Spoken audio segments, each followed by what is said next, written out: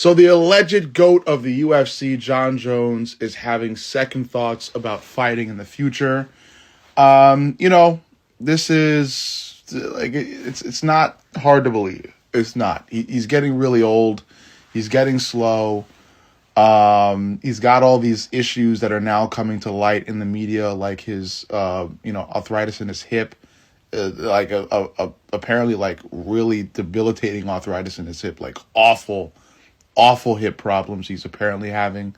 He says the UFC is aware of that though. He's a warrior. He's obviously fought through a lot of things, and he is one of the best to ever do it, regardless of any controversy he's been in. He is one of the best to ever do it. He fights like the devil in the cage. He just destroys people.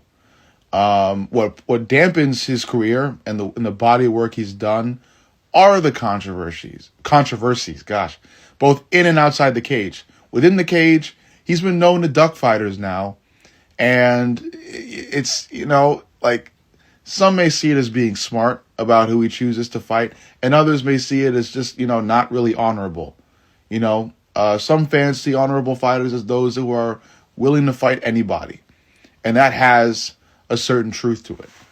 But circling back to just Jon Jones retiring overall, I'm not surprised. I feel like, what's next for him is truly still clouded. A lot of people are calling for him to fight Pereira. Others still want him to fight Tom because he's been ducking Tom. And other fans simply just want him to leave the organization altogether because they quite simply don't like him. And the reasonings are the controversies. But overall, the bottom line here is that I'm not surprised, and I do support this decision. I think Jon Jones should retire. I think it's time for him to retire.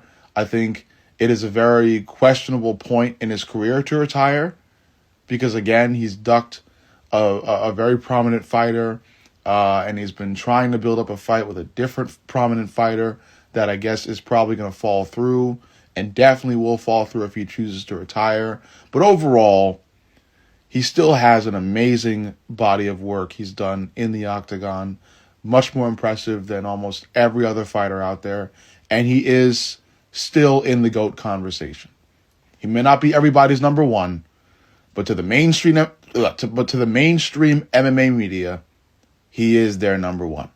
Okay? And I don't know when he won't be, because the work he's done and the fact that he's still undefeated after all of that, it'll be tough to top that. At least, as long as the main